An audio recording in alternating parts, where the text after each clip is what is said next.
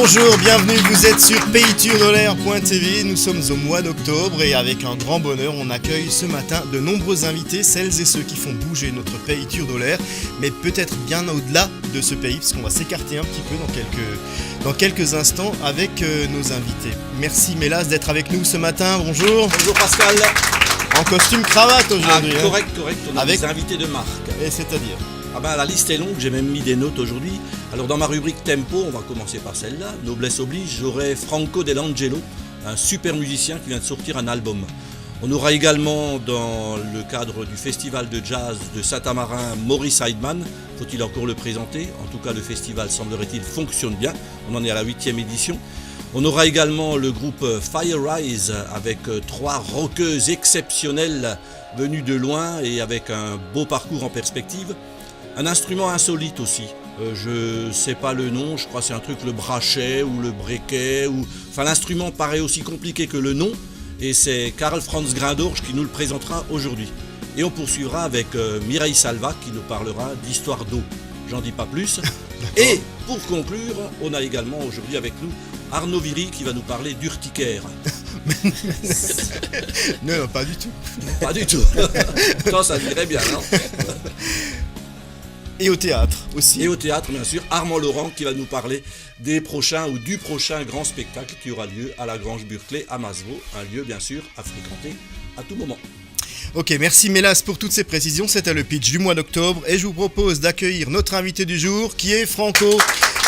Le célèbre Franco, le patron de l'Hôtel de l'Ange, qui se lance dans la musique, on n'en dit pas plus, mais c'est très typé italien ce que vous faites, Franco. C'est 100% italien. 100% italien. Et l'album s'appelle Ristretto. Ok, on y vient dans un instant, dans la rubrique Tempo. Merci d'être avec nous ce matin. Plaisir, et on a mis celui qui a fait le déplacement ce matin, Arnaud Viry. Bonjour Arnaud. Tout le monde connaît votre plume, votre efficacité dans la presse écrite. Et certains ne connaissez pas votre visage. Alors pour nous, comme on est amis depuis longtemps, c'était évident pour nous de vous accueillir ce matin et de vous montrer un peu sous une autre facette. D'accord. Alors quelle est votre spécialité professionnelle? Alors moi, durant 24 années au journal L'Alsace, donc moi essentiellement j'ai traité des faits divers, beaucoup d'actualités sur le vif, donc voilà. Voilà, et vous avez été suivi et connu parce qu'on a vraiment suivi vos rubriques avec beaucoup d'attention. Ouais. Et vous étiez, on peut dire, omniprésent sur le terrain. Tout à fait, c'était du 24 heures sur 24, de jour comme de nuit, toujours aux côtés des sapeurs-pompiers, des gendarmes, des services médicaux d'urgence. J'étais toujours à leur côté et je serai toujours, voilà. Et cette situation d'urgence journalistique, en fait, c'était vraiment le cœur de votre métier, c'est votre trip, ça. Oui, tout à fait. Depuis le départ, parler des gens sur le terrain, en fait, des acteurs du terrain qui sauvent des personnes et des biens, donc voilà. Et les relater dans le journal, ça a été depuis le départ une grande passion. Ouais, effectivement. Alors si je peux me permettre, moi j'ai été toujours très surpris par la réactivité d'Arnaud. Donc il y avait la parution journal qui généralement se fait le lendemain, mais il y avait aussi des parutions, pratiquement ponctuelles et immédiates sur Facebook. Tout à fait. Avec Facebook bien sûr le lien vers le journal Alsace. Et le site l'Alsace.fr. C'est un sacré service. Et je ne vous cache pas que quand je voyais l'hélicoptère jaune et rouge, je me disais ça y est, Arnaud il va nous dire dans quelques instants ce qui se passe, et c'était effectivement le cas. Voilà, ça a été le cas, c'était, oui, tout à fait. Oui, parce qu'il semblerait que là, c'est mal emmanché.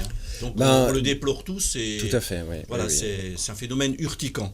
Voilà, bien au propos de tout à l'heure, Pascal. Il m'est même arrivé, moi, dans un bouchon, d'avoir une info sur les réseaux sociaux, qu'on ne peut pas nommer, qui annonçait un accident dont j'étais victime, puisque la situation était ralentie. Ça allait aussi vite que ça, en fait. Donc, vous étiez au cœur de l'événement. C'est ça, voilà. Ouais. On vous souhaite vraiment un avenir...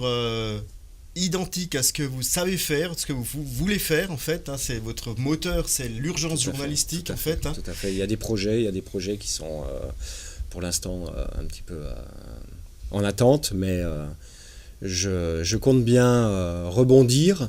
Et puis je voudrais juste faire un petit aparté par rapport à ça, c'est qu'il y a un comité de soutien qui s'est créé, donc soutien Arnaud Viry, qui a été créé à l'initiative de Jérémy Marchesant, qui est un ancien gendarme.